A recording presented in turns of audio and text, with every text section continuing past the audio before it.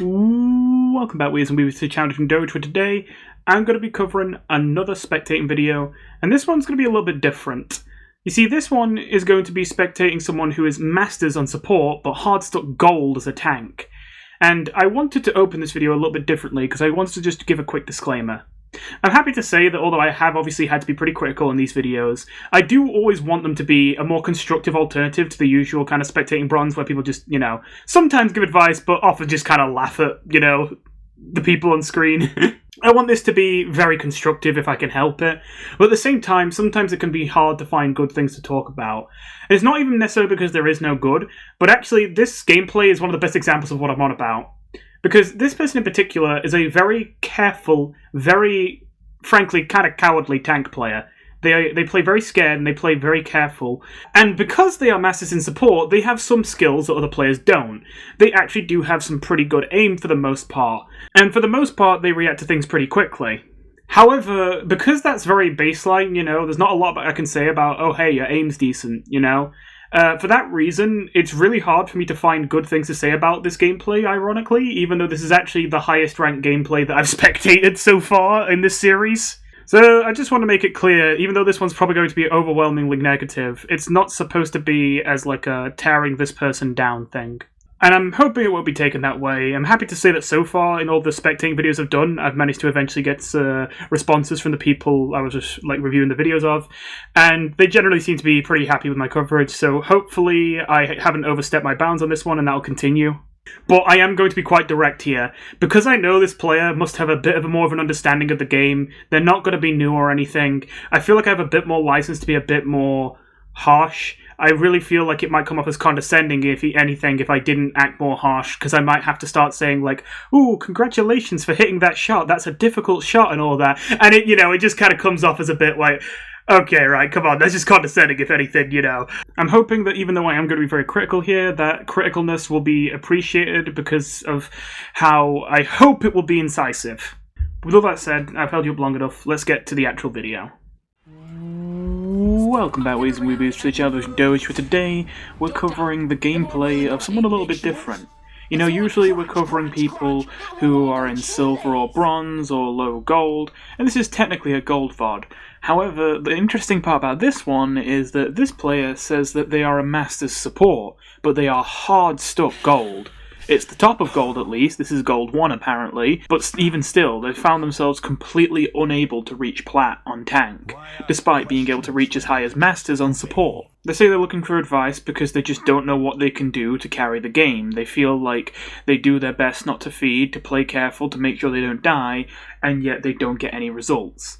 And I will say this much. In the upcoming Teamfight we're going to see, and I will be honest, I've not watched this whole, gameplay video, some of it's going to be new to me, but the very first Teamfight, I've rewatched a lot because there's just a lot to say about it. And in fact, honestly, I wouldn't be surprised if a lot of this video is heavily focused on the first Teamfight, because I really think even though you immediately switch character after the first Teamfight, if anything, it's kind of the most indicative of your issues as a player.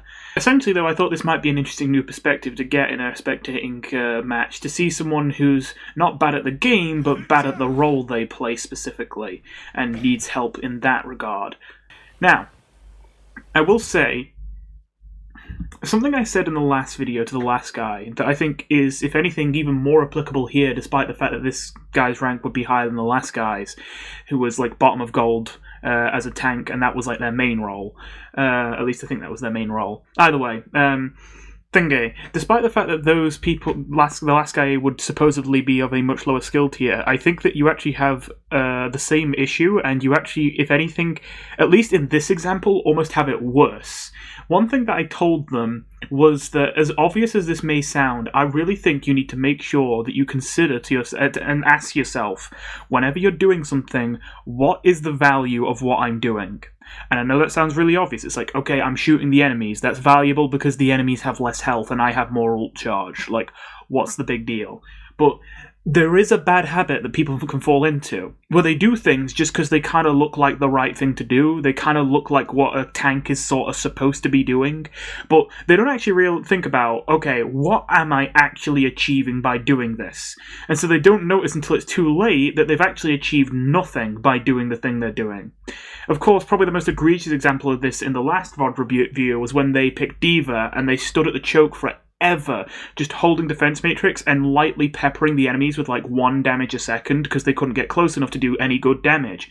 And they spent nearly the whole first minute of the game just standing down the first choke of King's Row, just holding defense matrix, quite literally achieving nothing. But it kind of looks like they're doing their job because they're the tank, they're sitting at the choke, they're using their defensive abilities, they're not running away from their support so they can get healed. It kind of looks like they're being sensible, but in reality they're just feeding the enemy's ult charge, making no space and achieving nothing. And funnily enough, while this person's a much higher rank when it comes to support, on tank they're making the exact same mistakes. So I'm now going to play this first sort of team fight. Probably I'll see if I feel Uninterrupted is a bit too dry, but maybe even just Uninterrupted, and I'll get into the specifics afterwards. But I just want you to observe this and be thinking about everything I've just said and how it might apply to the situation and what I might point out. So here we go. Let's play the next, I don't know, I think it's like about a minute and a bit Uninterrupted, and I'll come back and explain what I think you did wrong afterwards. The barrier appears. Destroy the barrier.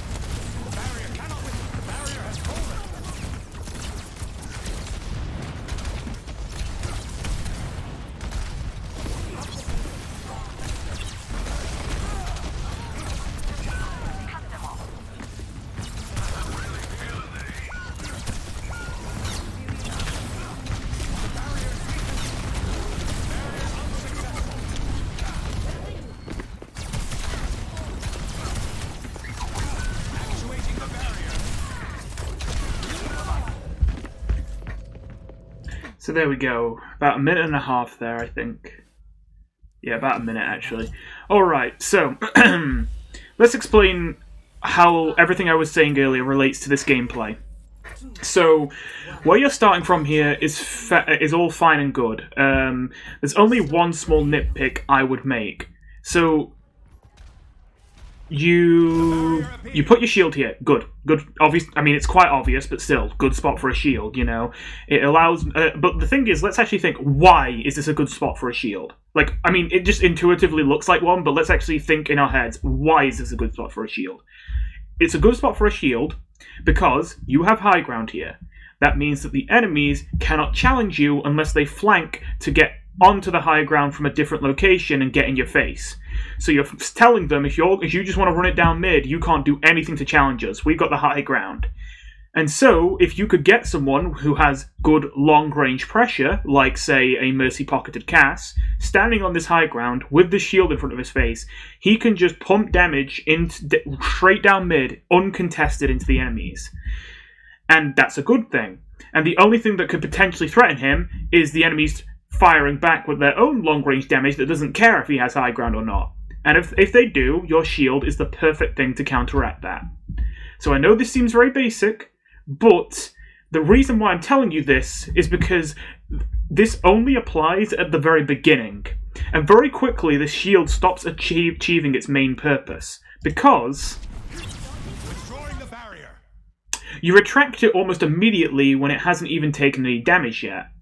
Now, I don't know why you did this. And then you instantly re-peak without your shield.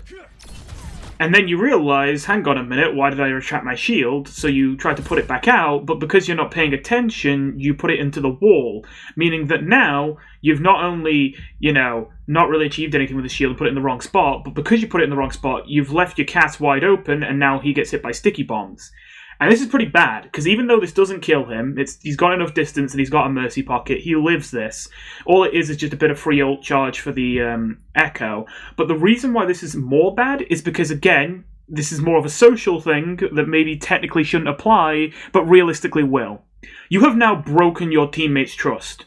Your cast now is no longer going to trust you to shield them. I mean, it's gold rank, you know? It's not the highest of ranks. People already are going to be a little bit wary of their teammates. And if they see their tank retract shield and then immediately fumble the placement like that, causing them to get hit by sticky bombs when you should have been shielding them, it doesn't matter if that was a one-off mistake. If you open the gate with that and nothing even prompted that mistake, it wasn't even like there was a lot going on, that just happened when nothing was happening in the neutral, that's kind of the kind of thing where, like, now that cat is just going to think the rest of this game, okay, I'm just not going to trust my Sigma for shit to put a shield in front of my face. And because that's happened, I know it's a very small thing, but, like, now because that's happened, you've lost the value the shield actually provides, because if there's no long-range pressure behind the shield isn't actually achieving anything. So you retract it, and I think it's because you wanted to replace it properly, but then you make the same mistake again. Because you might think, okay, no, this shield's in a fine spot, but once again, let's look at the placement of the shield.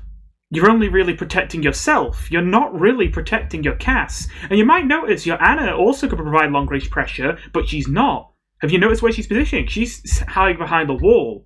Now, she can shoot through your shield, but can't be shot back, but she can't shoot through the wall. She is refusing to use your shield to be able to do long-range pressure, because she doesn't trust you. She doesn't trust you to keep that shield out and in front of her for as long as you can do it, because it doesn't even take any damage, and you're already retracting it and then replacing it in the incorrect spot, you know? So again, now I am being a little bit nitpicky here, but I mean, it's one of those things where, like, you know, obviously I'm going to bring up everything, you know? Everyone makes mistakes like this. I don't like how sometimes, obviously, since I want to point out everything you could do better, it sometimes comes to this like thing where I'm saying, you did this terribly, and you did this terribly, and you did this terribly. And it's not supposed to be like as a, oh my god, you're so terrible, this is unbelievable. Because obviously other people in this game are making mistakes like that.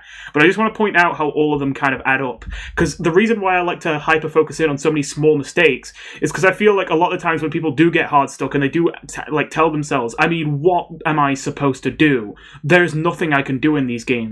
A lot of the times it's because all the small things they can do, they think, well, that's small, if I did that it wouldn't change anything. But a lot of the times they have 100 small things they're doing wrong that come together to create the disaster scenarios where it all falls apart. So, you know, I really want to focus in on these little things and catch them early. So while I'm, you know, talking about the shield placement, I've also been ignoring the other thing that I've been mentioning. I've said the way that you could lose the value this high ground provides is if somehow the enemies were able to flank to get onto where you are on the high ground and attack you from a different angle, like, say, this one? So, personally, this is again a bit of a nitpick, but I would say you should have started this game by putting your shield here, and then once you saw, and I will wind back to show you, that at the start of the game, your Parah was positioned right here, I don't think you should have followed the Parah, because obviously she's going a bit far forward, but I think you should have been sitting here, ready to protect the Parah if someone tried to chase her down here. You can still leave the shield up there and be standing here. That's completely fine. And, I mean, you only want to retract the shield when it's about to break anyway, so, and you can see the health bar of the shield without having to literally need to have line of sight to the shield. So, there's nothing stopping you from standing here while still shielding people over there. And another reason why I say that is, the only other reason you might want to stand over here is to pressure down this angle, except you're Sigma, and the enemies are, well, it's a good distance away, we'll just say that much. I mean, quite literally at the start of the game, we see, you know, this is not like really a criticism, because I imagine you're just doing this to do something. It's not like you actually thought you could hit them from there. But, like, you know, you see that. You see, you're not even close to being able to shoot from the enemies here, so you're kind of not achieving anything by standing here, you know? But that's okay. So far, it's not been so bad. It is good that you are on the high ground, and that you at least know what you're supposed to be doing. You're supposed to be putting your shield there. It'd be nice, though, I will say, this is where things start to go bad. It's not only with, like, the messing up the shields, but, like, right now you can hear the Parah on, like, the enemy Parah on the flank pressuring down here. And I think you should also be paying attention to what your teammates are doing, because it's not this moment, but already you already know that, like, the Parah isn't shooting them. They're off doing something else. And obviously that something else is the thing you really should be worried about right here. It's the mercy-pocketed Parah on the right side going for the flank that could cause you to lose your high ground, and you're not doing anything about it. Instead, what you're concerned about is the bat-pocketed Zarya with full HP just chilling down mid, which is not exactly the top priority. I get they're pushing the payload, but the problem with that is that you're Sigma and they're Zarya. Now that is unfortunate. You are counterpicked here, unfortunately by pure happenstance. But because you are counterpicked, the way you need to deal with Zarya is you either need to only engage her if she will die, or you need to constantly sit way back and poke her from a distance she can't fight you effectively, or enable other people to kill the Zarya since you're not capable of it. Instead, this is what we're doing. And it doesn't just not help, it actually negatively impacts the team. Because not only are you leaving both of your DPS and supports to do all the worrying about, you know, the actual threat, whereas you're like, ah yes, the stationary full HP hard-pocketed tank down main, this shall be my target! But as well as that, this is a Zarya. Now, I don't know if at this point I'm being too uncharitable, but the way you're playing, I get the feeling you're not used to projectiles. I don't know if you play a hit scan support normally, whether it be Alari, Baptiste, or Anna, or whatever, but you're playing Sigma. You have slow-traveling projectiles that give the enemy plenty of reaction time. That means that if there is a Zarya who has not used Bubble yet, and you throw orbs at the Zarya, it doesn't matter if you're only planning to throw one orb. I mean, first of all, Sigma's forced to throw two anyway, but it doesn't matter if you only plan to press shoot once. There's a travel time. And so the Zarya can just see the orbs being thrown at her, and hit bubble before they arrive, and suck up the orbs. Unless you know that the Zarya has no bubble, if you shoot a Zarya at any range except point blank where they immediately hit and connect, you know they can always just bubble on reaction and turn those orbs of yours into free charge. So, considering that no one else is shooting the Zarya right now, meaning you're not going to break the bubbles and kill the Zarya, you're just feeding her charge right now, you really should not be throwing orbs at this Zarya. Even if your thought process is, well, she wasn't bubbling when I threw them, she only bubbled after I threw them, again, they're projectiles. You shouldn't need to see the bubble to think, oh, now I stop firing. You should know before you even throw the orbs, if this Zarya has a bubble, she will bubble before the orbs hit, and she will get free charge. So I should only orb her if I think she can die. And again, considering she's full HP down main, no one is helping you, and she has a back pocket, you're not killing her, you're giving her free charge.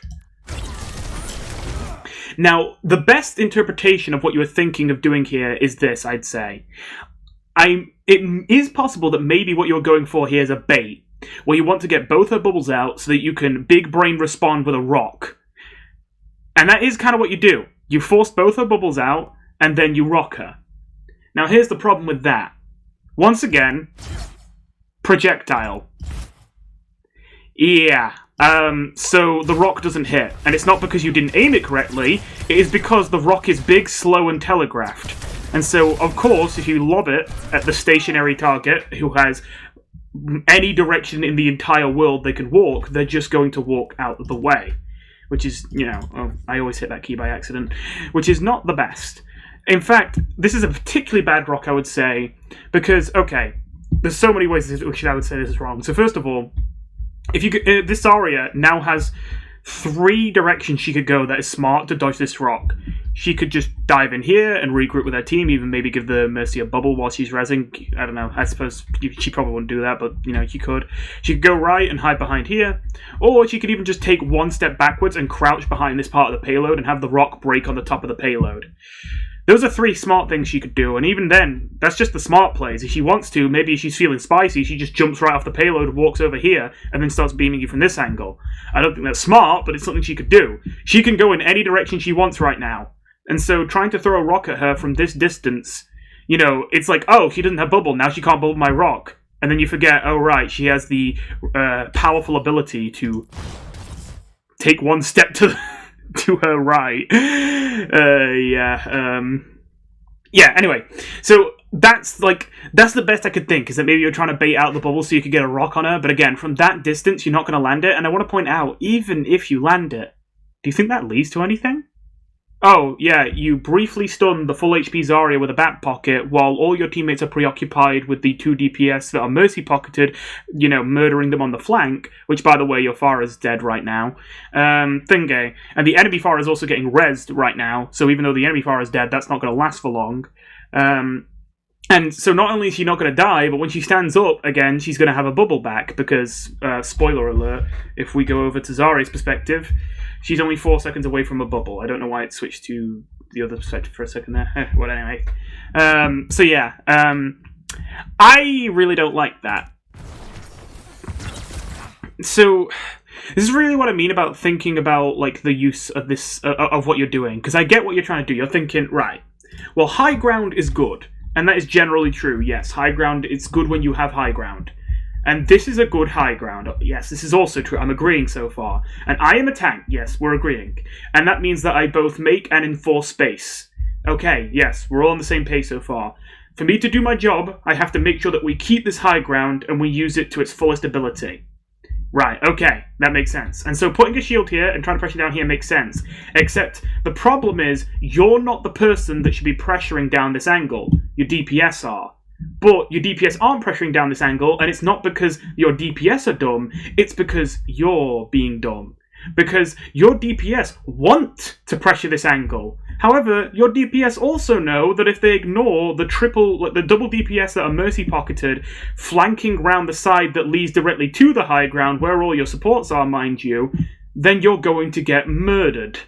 And so, this is your job. It is your job to protect the high ground, not use it. And because it's your job to protect the high ground, you need to shut down this flank. You need to be here with your cast, making sure that this Farah Echo doesn't push through here and this Mercy doesn't get the res. But you're not here. And what you're doing instead is, again, literally contributing less than nothing to the team fight. You're actually helping the enemies by giving the Zarya free charge. So, yeah. There's one last thing as well. If I was to list the benefits of having this high ground, it would be that, obviously, for one, it makes you have this angle to pressure the enemies down mid if you have long-range pressure, and without them being able to attack back safely, without their own long-range pressure, which you can just shield off. That's good and all that. But there's a second thing this high ground is good for, I would say. And that is as a safe little pocket that you can hold as long as you can hold onto it for.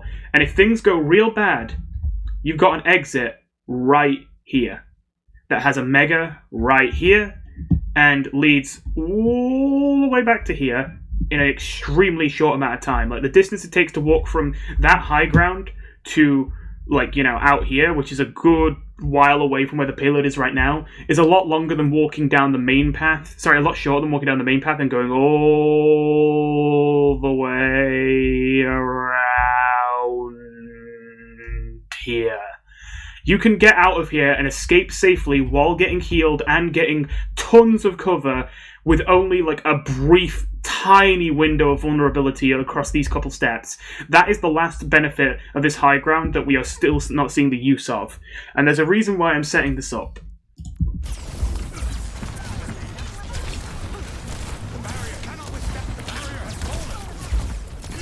So, this is another thing as well. You put up your shield because you want to block off the Zarya beam, ignoring there's a wall right next to you, and the wall also blocks Zarya beam. Again, the only reason you'd want to shield the Zarya beam rather than use the wall so that you're not wasting resources is if you had, again, say a mercy pocketed cast right here who was shooting the Zarya and needed the shield to keep this angle. But again, you don't, because the DPS are stuck having to do your job because you're not doing it. And so now, you're trying to do the DPS's job, and you're not really doing a great job of it because you're not supposed to be the DPS here. As well as that, I'm not sure if you didn't notice the Farah who just flew in front of your face, but, oh well.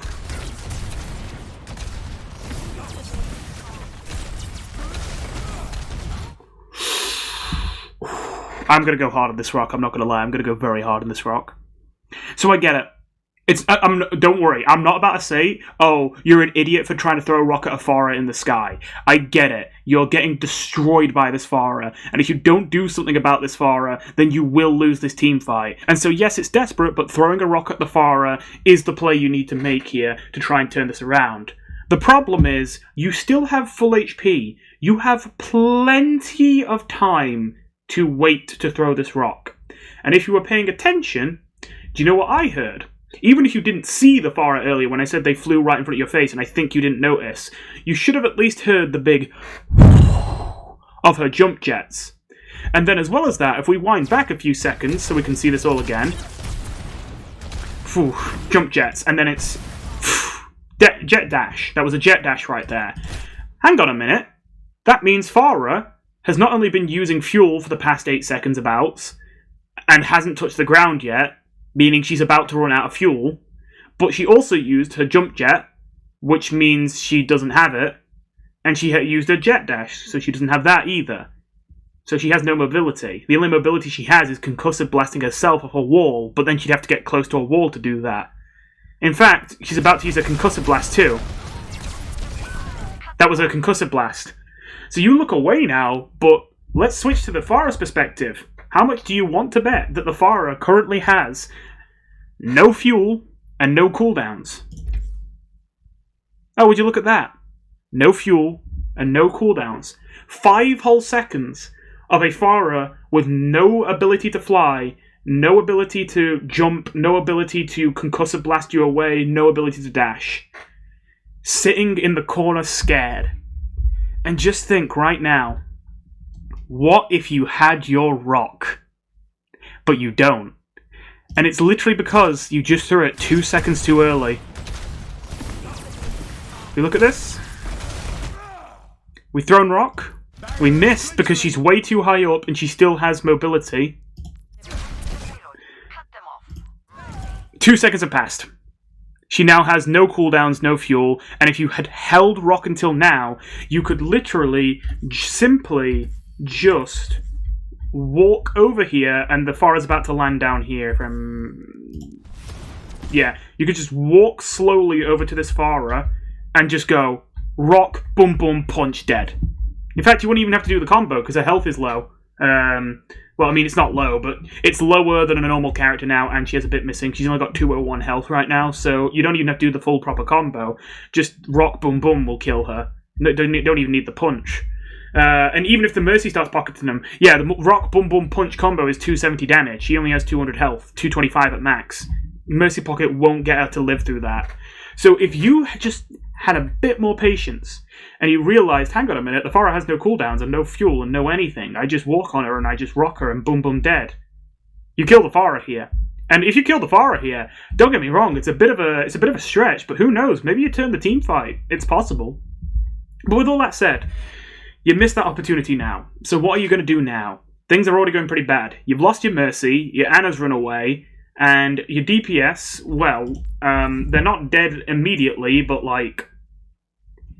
Yeah, it's not looking good for them. To be honest, I don't understand how they ended up here, but they ended up here alright. So, what are we going to do in this situation?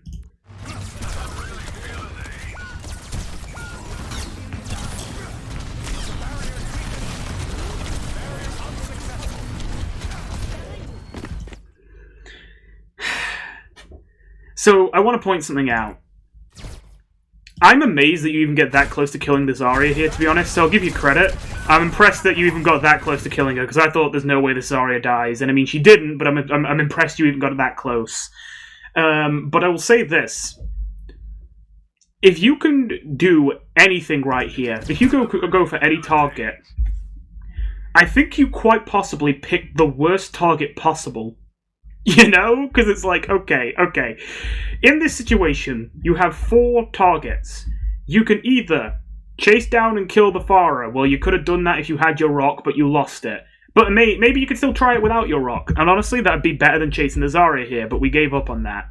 You could go for the Mercy. I mean, it's a pipe dream, but I mean, if you land it, that'd be great. Probably not a great target, but it's possible.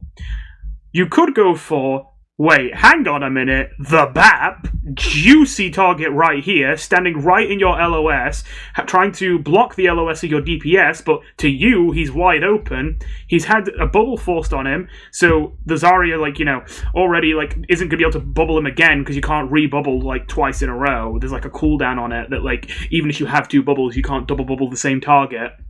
And this Baptiste, if I am not mistaken, I believe he has used his Immortality Field and his Regen Burst. Let's just double check that. Yep, no Immortality Field, no Regen Burst. And he is currently on 100 health. If you shoot this Baptiste right now, literally just 2 direct orbs, boom boom, that's 110 damage. He's on 100 health, he dies. He dies right here. If you just looked at the BAP and shot, you kill him right now, right here, right now, genuinely. In fact, the worst part is, like, you look at him and then you're like, eh. Like, oh yeah, no, never mind. And I'm like, I don't know why you look at him and you're like, never mind, that's not going to work. Because it's like, no, that's the juicy target. That's who you want. That's who you need to get. But the worst part is, I don't even think that this is just like, oh, you've gone for the wrong target. Because I do also think you've gone for the wrong target here. But there's something even worse here. I think I've laid out the 4 options here and how I think you picked the worst out of the 4. But I already think I've kind of lied to you. Because I don't think there were 4 options here. I think there were 5. And I think the best option was probably the 5th option. The one you didn't take. The doorway right here. You know, that leads to the Mega Health Pack where your Ana is. So you could regroup, protect the Ana as you get away, and then recontest the payload with your whole team from up here, with a shield block in this area. That sounds like it'd be a lot more effective. You know, than running straight down to the mid on low ground during the middle of a losing team fight into a tank that counters you to try and 1v1 up close a back-pocketed Zarya who has full HP and full charge. You know, it's like, it's kind of questionable target priority. So yeah.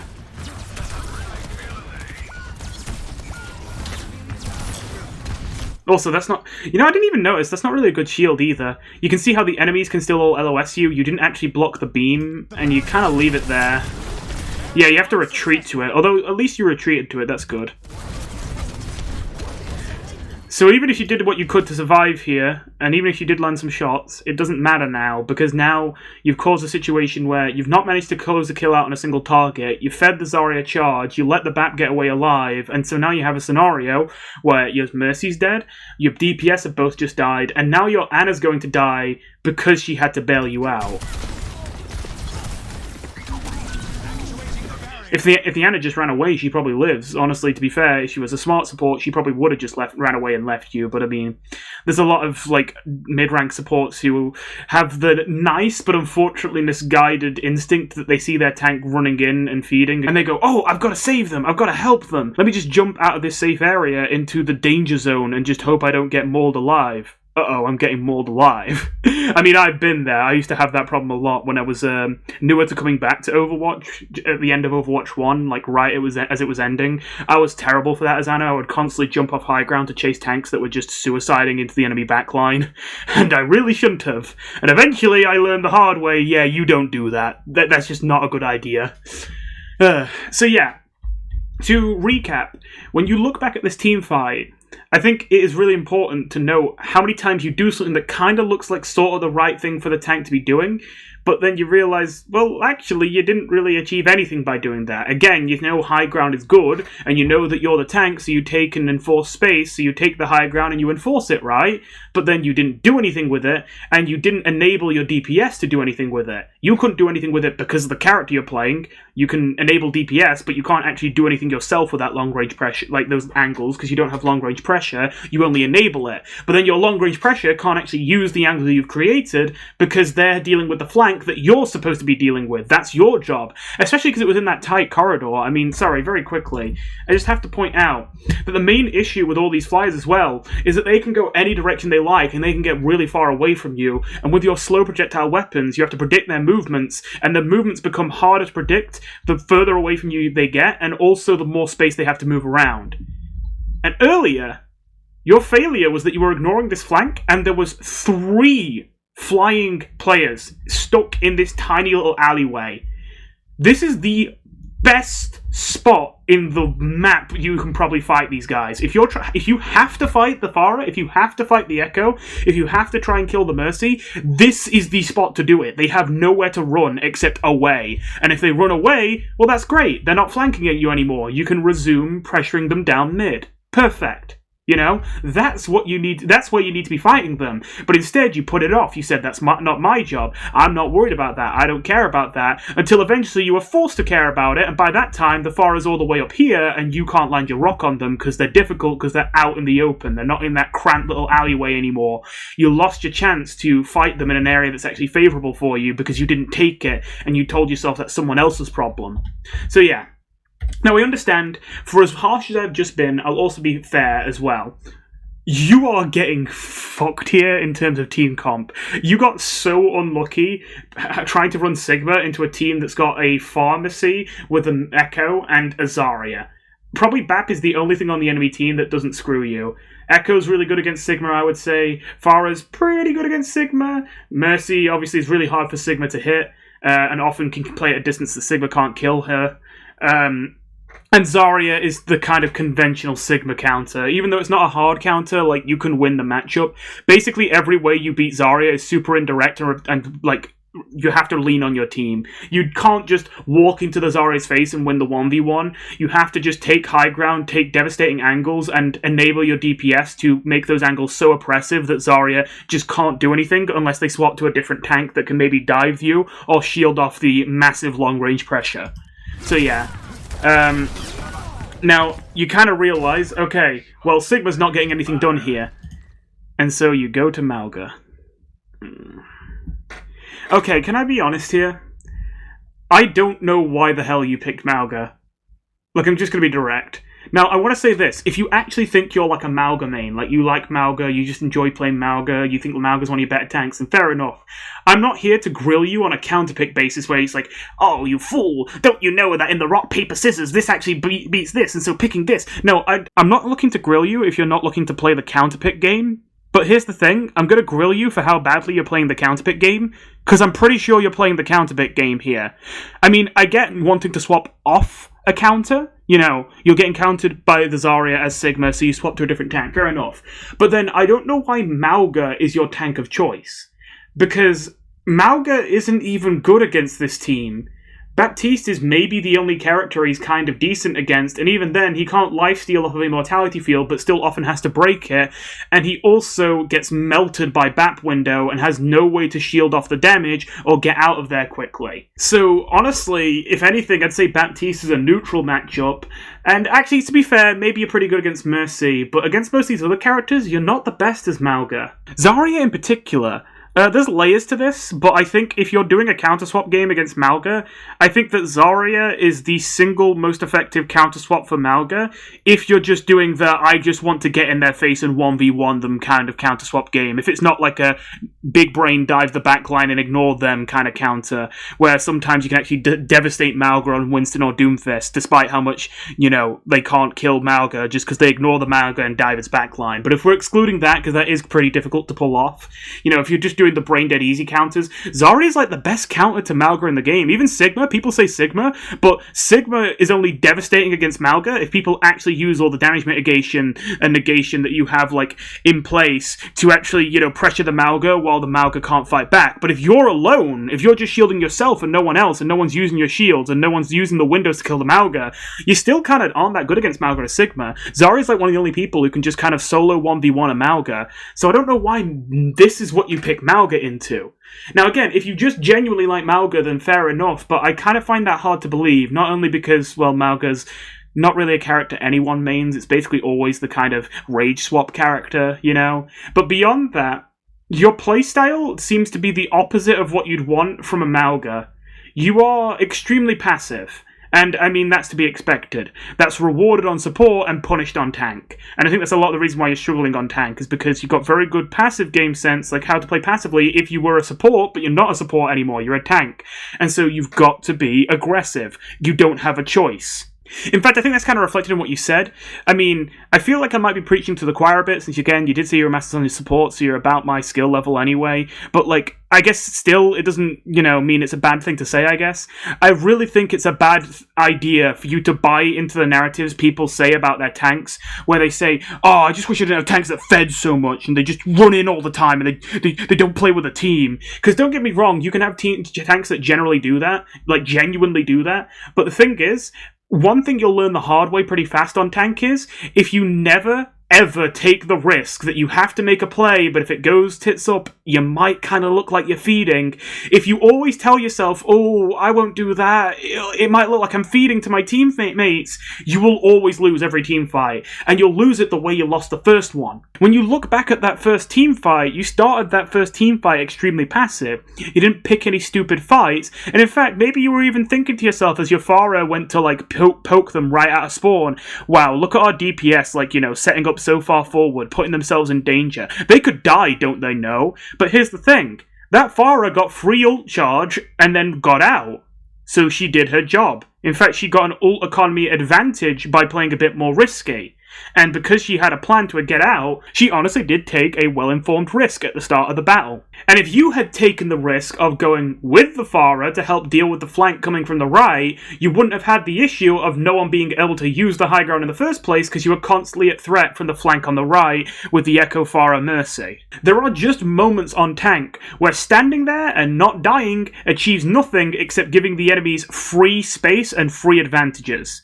And you have to decide to do something. And no matter what you pick, there's a chance it goes wrong. If your teammates just don't do what you hope they're going to do, if maybe you just get unlucky and it's complete RNG that screws you, maybe you just miss a shot or miss a cooldown or whatever, it's fine. It happens sometimes. But if you're going to play tank, you have to bite the bullet. You have to accept that's part of tank. You can't just play it safe all the time like you sometimes can on support. You have to take risks. It's simply a part of the role. There is no way you can win consistently as a tank if you're constantly playing scared in the back and only doing things with the full approval of every single one of your teammates, I just really want to get on my soapbox about that because it's so frustrating that, I feel like people make themselves bad at tank when they're not really because they're terrified of all the people who are going to tell them they're feeding if they make a play. And it's so ironic. I genuinely think that while obviously genuinely feeding, because actually feeding, not like I'm mad at you and I didn't want you to go in so I'm telling you you're feeding when actually you actually made a fair enough play, it just didn't go right. No, actual feeding, yeah, obviously that's not good, but I genuinely think that you probably would do better as a tank if you just decided to feed for a bit and learn from your feeding, rather than just constantly being paranoid and never doing anything. I think it genuinely makes people so much worse at tank when people's stigma around tanks playing aggressively just terrifies them into not doing anything. And Mauga is the most all aggro, zero defense tank. If you are not making aggressive but informed plays on Mauga, you are not getting anything on Mauga. So you're playing Mauga here into a team comp that's going to make your job really hard for you, and when you have a playstyle that is the antithesis of what you need to have to play Mauga correctly. That's why I'm suspicious that you're not picking Mauga here because you like Mauga or you're good at Mauga. I think you're doing it because you think you're counterpicking and you're really not. Okay, I say that. I think my best guess is that you're trying to deal with flyers here. And I will say this, people always say that D.Va's the flyer counter, and I actually do agree that Mauga's honestly better. And I'd even say that Wrecking Ball is better than D.Va. I think D.Va's super overrated when it comes to killing flying characters. But that's the thing. If you have the skill set for it, I must admit, I don't know who you play, whether it's just everyone or whatever, and I understand that Ball's a really difficult tank, and it's especially difficult to get people to work with you when you play Ball, but if you had to swap to a tank here, if we are going to play the counter-swap game here, I genuinely do think that Ball is the optimum tank here. Ball is really good against Bap because he can bonk him out of his immortality fields and constantly relentlessly pressure him until he loses all his cooldowns and eventually dies, and all Bap can do is lightly pepper his enormous health bar with teeny little bullets that barely do anything.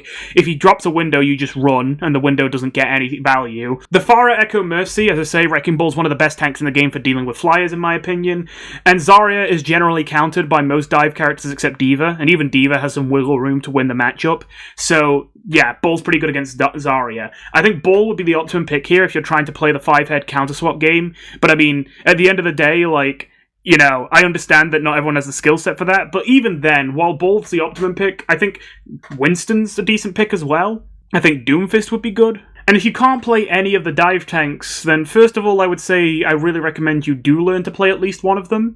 And second of all, I would say I would still probably play Ramatra before I play Mauga here. I think it'd be better to just play Ramatra and bite the bullet and realize you're not going to be able to kill the Echo, Farah, Mercy, and instead just do what you can to be really tanky and an enormous roadblock for the Zarya and Baptiste before I would say go Mauga. Because I just... Well, you're going to see... I'm honestly, you know what, I might even just double speed this, because the Mauga gameplay, it's a lot of the same a lot of the time. Oh, actually, I say that already, I've got something to say. Well, two things. First of all, I put that in double speed, so it might be a bit hard to see, but you did have time to touch the payload there. But you saw that you would have to drop to touch the payload, you got scared, and you decided to stand here and let them get the payload to the end. I think I actually already remember, like, there's an issue here, so actually, I'm already going back on my word. So let's watch this back. You could drop on the payload. We don't. Now, in fairness, you might not have been able to contest that in time. Maybe not. But either way, I like dropping there. And I know what you're thinking. What the hell? That'd be feeding, though. I'm jumping right into the middle of the enemy team. Okay. You're also a full health Mauga. Their Zarya is also preoccupied. As well as that, their Zarya is 1 HP. And your DPS are here anyway. Like, right now, your DPS don't have a choice. They have to fight the Zarya. And so if you jump down here and help them, maybe you actually help them kill the Zarya, maybe you actually get a kill on the BAP, maybe not the Echo, but the Echo probably has to run away, and who knows, if you actually do manage to touch and contest the payload before it hits the ending, that's a huge play, because that means you can now defend the payload from up here, and they still have to respawn from all the way back, well, where those silhouettes are, way back there. That's an enormous advantage to have. But instead it's like, ooh, no, that's feeding. That's bad tank play. I'm not supposed to jump in front of the enemy's faces and just go in guns a-blazing. But you're playing Mauga, you know, and it's like, that's kind of what Mauga does, you know? That's actually kind of the exact thing the character does. And then instead what we do is we try and safely poke them from high ground. But have you noticed the issue here?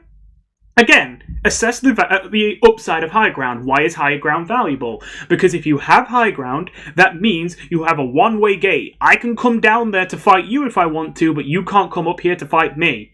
It also creates distance between us, and distance is an advantage so long as I'm playing a character that is better at long range and less effective at close range. But you're playing Mauga. You are most effective at point-blank range. And the people you're shooting, Baptiste and Echo, honestly, are fully effective at this range. They can do more damage than you can do at the range you're playing at. So the only advantage of high ground is to force them into fights where, because they can't get up onto the high ground, you get to fight them at the range you would prefer, and they don't get a choice in the matter. And yet you're standing on high ground and fighting at a range that is more advantageous for the enemies than it is for you. By choice. You see the problem? And it looks like it's because you want to kill this BAP, but think about how much more likely this BAP dies if you actually just, you know, overran right now, stomped on his head, and killed him before he could stand up. Remember that the Ana's still right behind you. She can heal you if you jump down. Also, again, your DPS are getting murdered right now, and you kind of just don't care. And again, you get close too. The BAP gets close to dead, but he just slips away because you're too scared to jump down.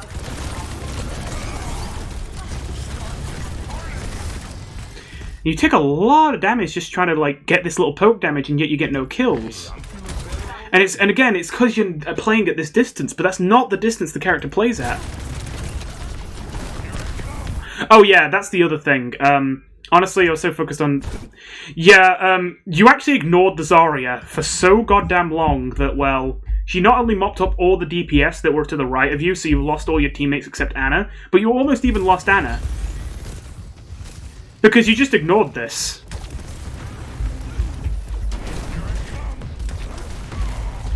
And the best part is, it didn't play right then, but when I was looking at this in the replay viewer, I didn't notice it the first time, but one thing I noticed is, you didn't actually run back until I heard the Ana say, fall back. So I think the Ana actually had to specifically tell you, hey, turn around, using like the in-game comms, before you noticed that Zarya I just want to point out, this Zarya has the path this Zarya has walked. When you first arrived at the payload, as a reminder, your DPS were both dying. They were on death's door over here, and so was your BAP. And the Zarya is here. In that time, the Zarya walked slowly up here, killed the BAP, killed your 2 DPS, looked around a bit, looks up here, sees you up there, is like, you're no threat, I don't care about you, you're not even paying attention. Walks right past you and starts walking on your Ana and gets like this far before you turn around and like, oh, Zarya's here.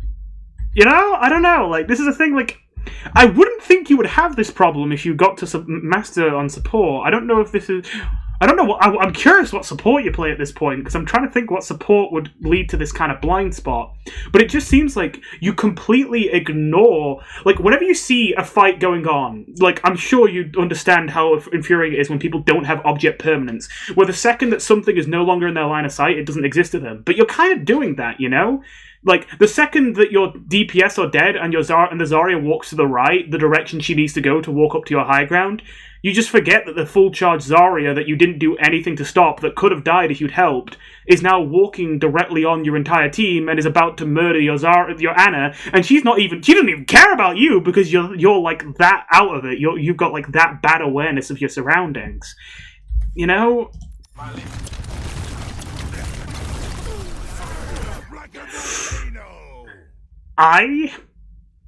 This might seem like a nitpick, but I don't understand this. I don't understand this. There's something you don't do while you're in this grab that you should be doing.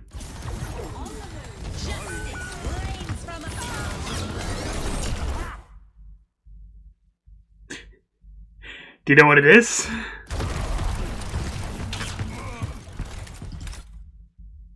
Reload. Don't get me wrong, a lot of things just happened, and they probably would still happen even if you had reloaded while you were in grab, but I'm just saying, man, you have one of the longest reloads in the game, and you have a 300 bullet weapon, like 300 bullets in a clip on a weapon that's, like, probably the most important, like, weapon for a tank to, you know, have bullets in, you know? When you need to reload on Mauga, that's a massive weakness. Why are you just chilling in the grab with almost all of your ammo gone, and you're not hitting reload? You know? And then you had to, like, you see the problem as well, because as soon as you got out of grab, you're like, okay, let me reload now. But then you had to cancel your reload with overrun, so now you have to reload a second time before you actually finally get to reload. In the meantime, of course, Parah just barrages and gets a 3k. Oh, and if you'd like to watch that POV, I will admit, your teammates should have seen this one coming. Well, okay, the flank angle is actually pretty sneaky. Like, this is a pretty good flank angle, but she waits so long to press the button, I'm kind of surprised no one noticed.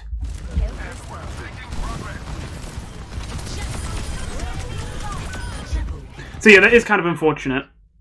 But I will say this. If you swap Mauga to deal with the flyers, which is the best charity interpretation I can have, I'd like to point out that aside from a few bullets that peppered the Echo, who, even then, even when you were shooting the Echo, that was while the Zarya was running over your Ana and you weren't paying attention. You have actually not fired a single bullet at the Parah yet. And you've not fired much at the Echo either.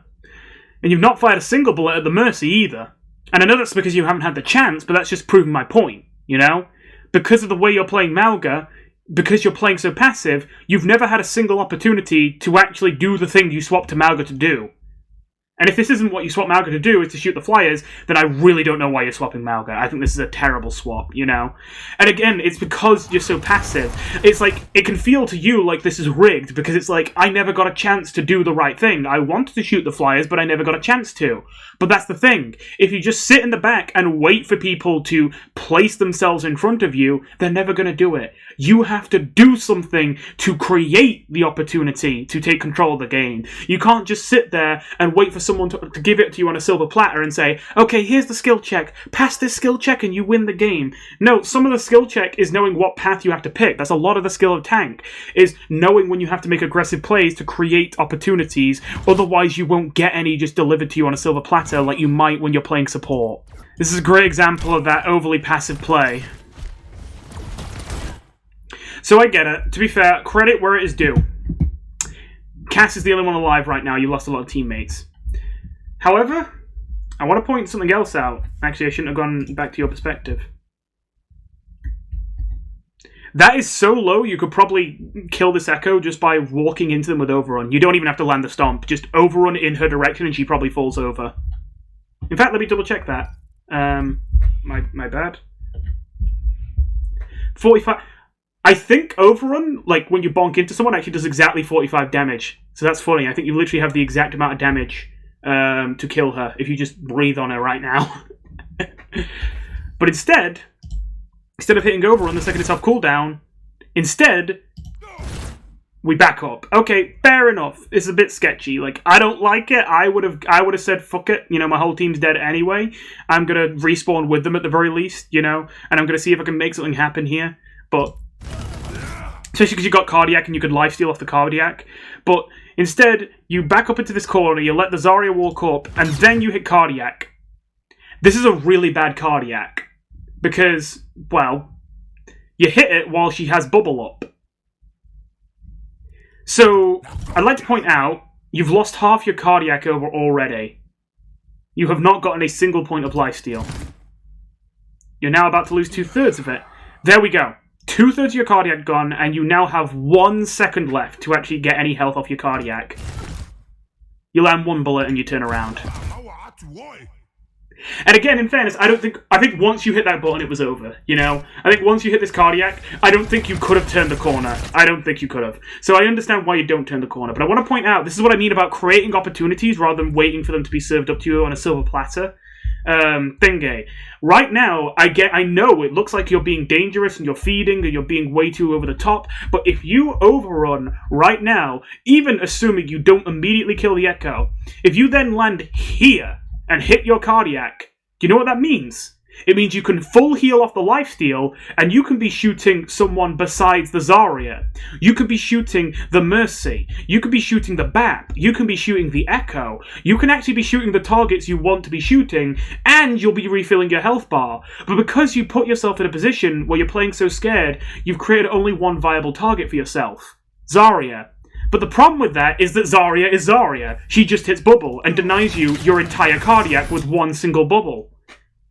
If you could shoot a single person on the enemy team except Zarya right now, you live. But you can't. You can't shoot anyone because you never created an opportunity for yourself. You waited for someone to give the opportunity to you, but no one did because they're not dumb. They know how this game works, and they know that when Mauga hits Cardiac Overdrive, the worst thing they can do is run into your face exactly like you want them to.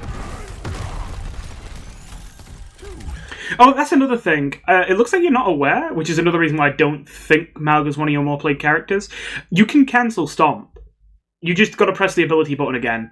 And the reason why I say that is because stomping is way slower than waiting until he does the hop and then pressing cancel. That way, you can get around faster. There's a lot of wasted time where you just land from a stomp and you just kind of sit there instead of cancelling the stomp, even though you're not stomping on anyone.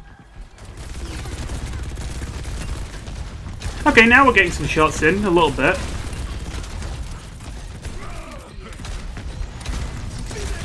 Okay, we're getting a little bit more courageous now our teammates are here, and here comes the window.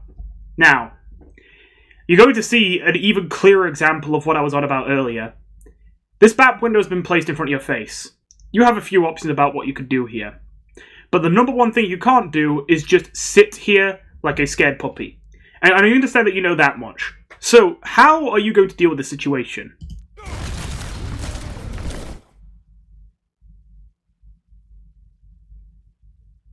I'll give you this much. I think a lot of low-ranked tanks here would panic and think of so many options at once and not pick a single one and do a little bit of all of them and get the worst of all of them. I've mentioned that as a common problem before in these videos. And I'm glad that you at least picked an option and stuck to it, but I think you picked the worst possible option. Though at the very least, I'll give you credit, you stuck to it. You backed off. Now here's the problem with backing off. It gives the enemy team space. You're a tank. You're supposed to stop that from happening from the enemy's perspective, and you're supposed to make it happen for your teammates. As well as that, because you didn't use overrun to escape, which is honestly what I would have done. If I wouldn't have picked the run away option, but if I was going to run away, I would use overrun to run away. But because we didn't use overrun to run away, that window comes up, and look how much burst you're already taking. That's a lot. You lost basically your entire health bar already. And I get it, that's insanely fast, but I mean, I'm sure you realise if you play support at a Master's level, that's what window does. The second you hear window, you either gotta get out of there fucking immediately, or you gotta use whatever buttons you have to live it. And it doesn't feel good, it doesn't feel good trying to just tank a window, but if you have to do it, you have to do it. If the alternative is death, you need to do it. So here's the thing, again, this is what I mean about the passive play. You see the window and you're like, okay, I'm going to be a smart, clever tank that knows what he's doing. I'm not going to feed and run right into the window. I'm going to sneak around this corner where they can't shoot me. Haha, I've got it figured out. Except you gave them all this space, and what happens when they have all this space? Well, the Echo now has the ability to just jump out here and shoot you from this clear angle and get the rest of your health bar demolished. Now, if you had been a bit more aggressive and you had decided you were going to hold this corner with your life, BAP window or not, you could have prevented this from happening. But again, this is what I mean about opportunities. This is why I keep hammering on the whole opportunities thing. Again, I can imagine from your perspective, maybe this game felt like it was kind of rigged as you were playing it. Like, no matter what you did, you were just picking the lesser of the two evils, but you never had a chance to make a good decision, only the chance to pick the best of two terrible options or whatever. But here's the thing. Again, the reason why the enemy constantly had more options than you and constantly played better options is because, quite frankly, their tank is giving them options, and you're not giving your team options or even yourself options. Again, right here, right now, because this is the first time you played aggressive in ages, and while it feels like you're being punished because this window comes down, I'd like to point out that this window is also the first time you've had 3 different targets to shoot at, and they're all juicy targets. Mercy, BAP, Parah, these are all juicy targets. These are the people you want to be shooting. And so you're finally in the correct position. And obviously, because you're in the correct position, the first thing the enemies are going to do are going to be to try and punish you for being in the correct position. But the reason they're trying to do that is because they're the enemies, That means that you shouldn't learn the quote-unquote learn the lesson. The lesson they want to teach you is, yeah, don't mess with us, don't ever challenge us, just give us every corner of the map for free. And you're going, oh, they punished me when I tried to stop them from taking the corners. That means the correct play must be to let them have the corners of the map and give them the map. No, that's not the correct play. Because right now, if you hit overrun and just run through the window and stomp on the Mercy or the BAP, probably the BAP. Actually, yes, definitely the BAP, because you got to remember, you still have Ana Pocket right now, but if you go around the corner, you'll lose it. So I would stomp right here. I would run right through this window, stomp right here. That probably stomps the BAP, because he probably tries to run away and gets caught up in your stomp. And then the Zarya maybe doesn't notice and maybe keeps fighting the Lucio. If she doesn't notice, you just get to melt the BAP. Even if she does notice, she turns around, she bubbles the BAP. Okay, you just get on the Mercy or the Parah, whichever's the easier target for you. Probably Mercy's best, though, if you can do it. And what's great about that as well is that completely shuts down this window. Literally, you could trade a 6-second cooldown for Baptiste's entire ultimate if you just overrun in here and stomp on him. And then that's a great cardiac as well, and you've still got Ana Pocket. And then, that nano boost you were about to get in a second? That nano boost would be 10 times more valuable if you were getting nano boosted while you were here shooting all the enemies, But again, we look at this perspective again, it's like, okay, so instead we just give them the space, we give them the window, we give the Echo a free angle, and then she just duplicates us. We force a nano boost just to keep us alive. That doesn't even really help us with the fight, it just makes it so you don't die. Your Cass, ironically, is doing more to negate their window than anyone else. He used his Deadeye to make sure that they couldn't keep pressuring down the window, which forced out Immortality Field and forced them to give you a few seconds of not shooting you. Your Cass and your Ana are bailing you out with their ultimates. They're burning their entire ultimates just so you don't die, and they're not even getting kills for it. They're just making sure you don't die. And this is why I get a bit heated. This is the first time in this entire game you have shot Parah. I'm not kidding. I'm pretty sure, even including while you're on Sigma, this is the first time... Wait, no. You shot Parah briefly while you were fighting her with the Ana before you died. Okay, if you're not counting that, this is the first time you've shot Parah all game. And again, I presume that you went Mauga to shoot the Parah. You're finally doing the thing your character wants. You have 500 HP. You see the Zarya beam, and it's like, ooh, scary. You run. You still have Ana Pocket, by the way, and you actually ran out of her nade. Because your Ana didn't expect you to be so cowardly. Your Ana expected you to stand and fight as Mauga here.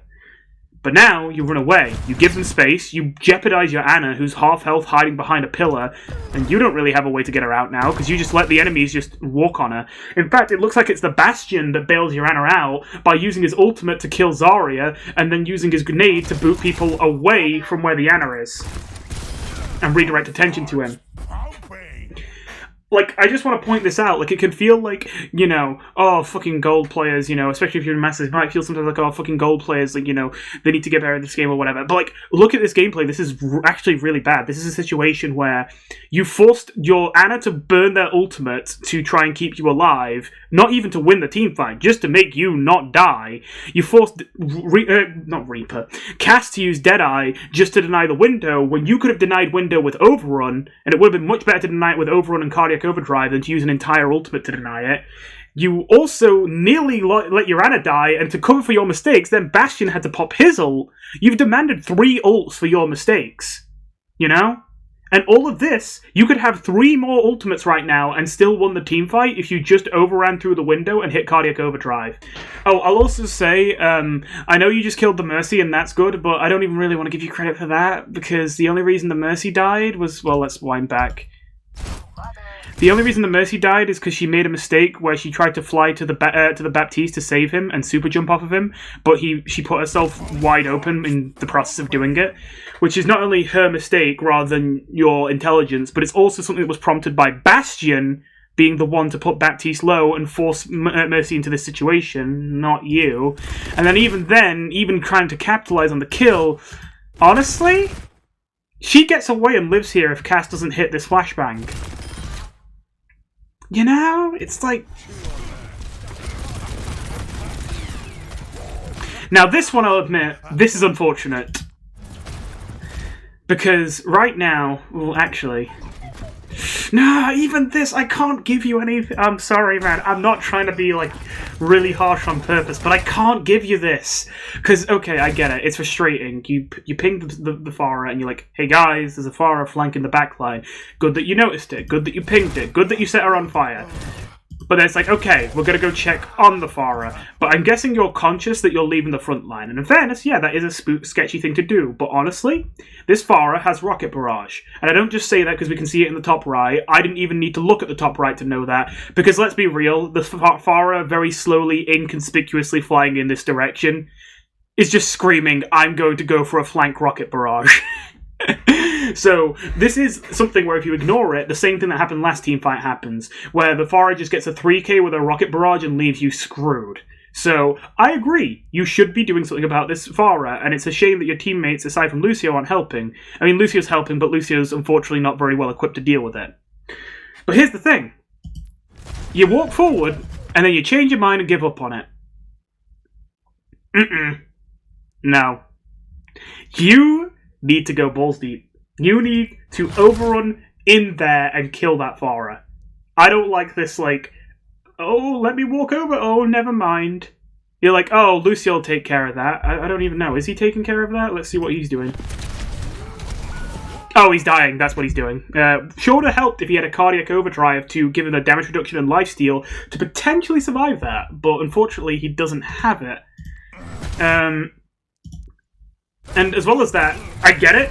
You're scared about the front line. But here's the thing. What can you do for the front line? Again, it's like, intuitively, it's like, well, tank should be at front line. They're running down the front line. If I'm not there, they're going to die. But if you're there, they're still going to die. What are you going to do against the Zarya with full charge in your face? Again, you're countered by Zarya. She wins on the front line every time. And it's not like your teammates can do anything about that, especially once the Bastion's already dead. So you just kind of waste your overrun here to achieve nothing. And in fact, look at where your Ana's stuck now. Because you were indecisive, your Ana didn't know which way to go. And so instead of being able to escape while she had the chance, she had to run back to check, oh wait, are you staying there? And then it's like, oh, never mind, you're running away. Oh, it's too late for me now though. Boom, boom, dead. And yeah, that's everyone dead, aside from the Cass who's next to you. Okay, that's really funny. I really don't know how she messed that one up. Okay, I have to watch this. This will be funny.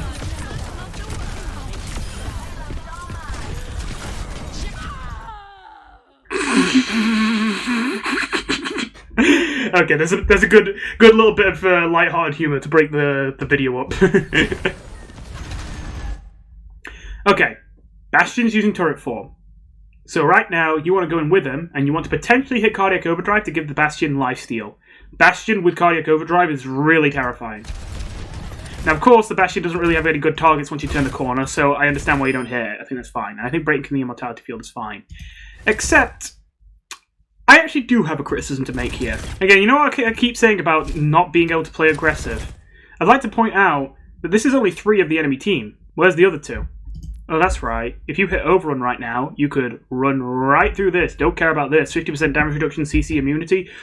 Boonk! Maybe even save your Lucio, and almost certainly get a kill on the Parah, maybe the Zarya too. And you have Cardiac, you can afford to do that. And yeah, sure, you're blocking line of sight to your supports, but your supports are still all the way back there. There is a health pack in here, and you only have to walk like 3 steps out to be seen by your Ana. Again, unless you completely waste your entire Cardiac and achieve nothing with it. Especially because you have Cage Fight, man. You could run in there and Cage Fight and block off all the pressure coming from here.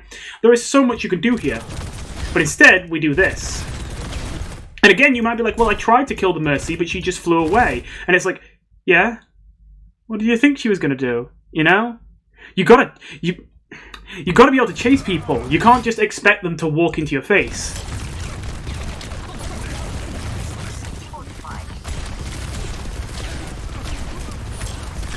Oh, come okay, I get it. You don't have LOS to your Ana if you run around this corner, but I really want to point out, like, you are nano boosted with full HP right now and heal boost, and you have your ult. How do you back off here with Lucio speed? You have Lucio speed too, and you're backing off here instead of using Overrun to run on that Baptiste and stomp his head in. And you just watch it happen. And there's no point here. And then you just see and you run.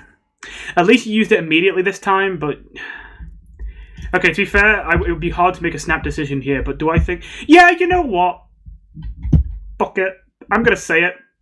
I think you should have just ran right through the window again. And if you didn't have Cage Fight, I'd say no, but you had Cage Fight. Honestly, run through here, cage the Bap and the Ashe, make sure the Zarya's outside of the cage, and you just fucking hit it. Just go crazy on them. Go ham.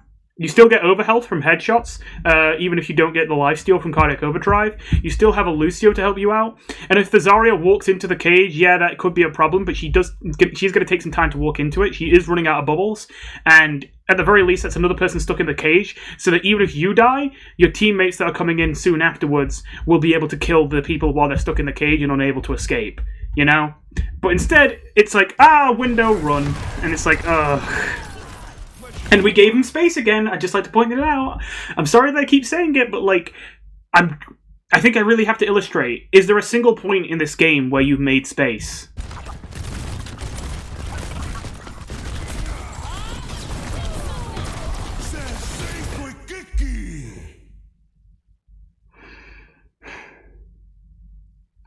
I'm sorry, man. I can't hold back. That was terrible. That was atrocious. So it's like, okay. I get it. There's a lot of pressure here. You gotta back up a bit. Wait. Oh, I think you didn't react fast enough. Okay, I thought at first you used Overrun here because you wanted to stomp the Parah. I think you instead just used it because you were trying to escape and didn't expect to see the Parah, and then panic, and then oh. But she just jet dashes out of it. And you only catch Mercy. So I want to point something out, right? If you cage to the right where your Bastion, who just died, was, you maybe save your Bastion by using the cage as a shield for the Bastion. And that would also help shield your Kiriko. I'd also like to point out that I think you used this cage to save yourself from the Bob, but you're not the person who needs saving. Your Bastion, who was 1 HP, and your Kiri is the one who needs saving, not you. As well as that, the Bob got slept by Ana anyway. So, yeah, though to be fair, that would have been hard to notice that quick, but I'm just pointing out, like, all the things that you miss because it's so fast. So now the Kiri's like, oh, I'll help you out, I'll get in the cage with you. But this is such a terrible cage spot that you're locking yourself into an area where you get surrounded on all sides now. Because you didn't do anything to protect your backline, your own backline now, your own, like, retreating area is now, like, an area where you can die. It's now an area where the Farah is patrolling around and there's a Bob sitting there. But as well as that, running into enemy spawn runs you into BAP, and also you're just in enemy spawn alone, far away from when your teammate's going to respawn. And just trying to walk out the cage normally runs you into Ashe and Zarya. The only place you can run is this way to maybe get some cover, but then they just slowly encircle you and trap you in this corner. So you screwed yourself with this cage. You trapped yourself in an unwinnable position. You saved no one but yourself. You kind of screwed your other teammates while doing it. You got 1 kill off of it. And then even the Kiri's just dead because she thought she should go in the cage with you, when honestly she ran off with Anna and tried to help her. She probably had a better chance of living there. And again, you're hitting cardiac when the bubble's up. I get it, you're in a sketchy situation here, but the second this Farah gets close, you should hit cardiac and shoot the Farah, not the Zarya. But you wait for the bubble to get popped, and then you hit cardiac, and it's like, oh wait, yeah, no lifesteal. And you're dead. You also don't even touch at the end here. First of all, you went the long way around for some reason. You could have just gone left and you would have gotten there faster. You also don't cancel the Stomp as usual. And then you also slow yourself down while firing, which means you don't reach the payload in time. No touch. And that's the end of that round. You could have touched if you cancelled your Stomp, if you went the fastest route instead of the slower route, and if you also didn't stop to shoot before you touched the payload. I know it only slows you down a little bit, but it does slow you down, and you were close to touching. Who knows? If you don't press shoot there, and if you just walk at the payload, maybe you get a touch in time. I know you're probably still screwed, but I'm just saying. Okay, listen, I might come back to this VOD to watch the second match, but I feel like this first match already gave me plenty to say, and I'm worried that I might end up repeating myself a lot. Okay, so I think you know how I'm going to want to conclude this. For the love of God, man. Make plays, you know? I know this might sound really harsh, but if you go back and watch this game again, I want you to challenge yourself and see if you can find a single moment in which you made or enforced space. I'm not sure if you'll be able to find one. And I'm sure you understand that that's the job of your role. Ironically, you can find examples of other members of your team doing so. You can find examples of the Cass or the Farah being the one having to protect the flanks to make sure you don't lose high ground when it's really your job. You can find examples of the Cass having to use his Deadeye to deny their window rather than you overrunning through it to deny it. There was never a point at which you gained ground on the enemies because you never fought for it. Every team fight would go the same. You would sit and wait for the enemies, you would start fighting them from way too far away, giving them free value. You'd realise, oh no, my health bar's draining, and you'd run away scared like a coward. You'd hide around the corner, achieving nothing and forcing tons of resources to be used on you to be kept alive. Only for while you're hiding behind the corner, the enemies just push up, take all the space that you weren't defending because you were hiding, and then the enemy team just uses all the angles you gave them for free to surround you on all sides and completely crush your team. If you ever felt like that whole game you were being attacked on all sides, I think that was honestly kind of true. Most of the game you were being attacked on all sides. But the person whose job it is to make sure you're not being attacked on all sides is you. If you had been creating space, your team would be the one with angles, not the enemy team. And yet, at every single opportunity during that game, the enemy team was almost always surrounding you. I'm sure you've heard of Spylo before, since I'm much smaller than him, but one concept that I think is very helpful that he points out is this sort of clock concept, where you never really want to put yourself in a position where there are enemies on multiple sides of you to the point where they can all look inwards into the center of the clock to see you, but because you're in the center of the clock, you can only look outwards to one enemy at a time. Not only meaning you can only shoot one at a time, but also that you can only look at and pay attention to one at a time. There's so many points in this match where you get surrounded and you become the center of the clock because you never made an effort to make sure the enemies couldn't take the angles that would allow them to do so. And again, I know it's kind of abstract. I know it takes a lot of foresight and a lot of seeing the future. And I know that even if you can, quote-unquote, see the future a little bit on tank, even if you know how things are going to go wrong and you try to prevent that from happening, even when you try to employ all those skills, all it takes is for one support to just not be paying attention, or for one DPS to miss 10 shots in a row during a really important push. And who knows, maybe you can make the right decision and get screwed. And maybe your team will flame you and said you fed on tank and you achieved nothing. But ultimately, welcome to the main tank experience. You only do worse for your team by hiding around corners and never doing anything for them. And again, no matter how perfect you are as tank, there will always be times where you just get screwed over and you feed even if you made the right decision. So as always, I know I keep stressing it, but I just think it's so important to get out of people's heads. Stop being terrified of feeding. Not because you're supposed to feed, obviously you're not, but because no one never feeds. At least no one who actually attempts to do their job on tank. And for as terrible as feeding is, when you feed, you at least know why you fed. That means you can learn. But it becomes a whole lot harder to understand how to get better at this game if when you lose, it's not because you made the wrong decision, but because you never gave yourself a decision. You can tell yourself that you never fed, but it doesn't matter, because you never did anything for your team either. Again, the secret to it is to pay attention. What differentiates a tank running in and they're feeding and a tank running in and they're actually carrying, a lot of the times is whether the tank's aware of the cooldowns in play. Again, case in point, if we wind all the way back to the start of the video to when you died on Sigma, remember that the BAP was 100 HP with no bubble because the bubble had just expired, no regen burst, and no immortality field? If you were keeping track of cooldowns, if you had better game sense on tank and better awareness, you could see that opportunity and kill the BAP. And for as aggressive and as hopeful as it was for you to charge into that Zarya's face head on, if you had just changed your target to the BAP T standing next to her, maybe you actually carry by that. Maybe that kill on the BAP is huge. Maybe it allows you to turn the tides and actually recontest before they reach the end of the point.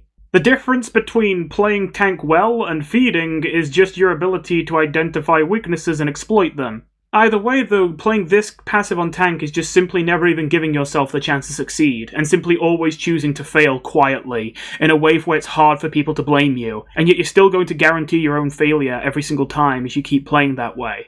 Anyway, I know that's quite a somber note to end on, but I really want to get this out of your head. I really think this is holding you back a lot. But with all that said, thank you for watching, and I'll see you in the next one. Goodbye.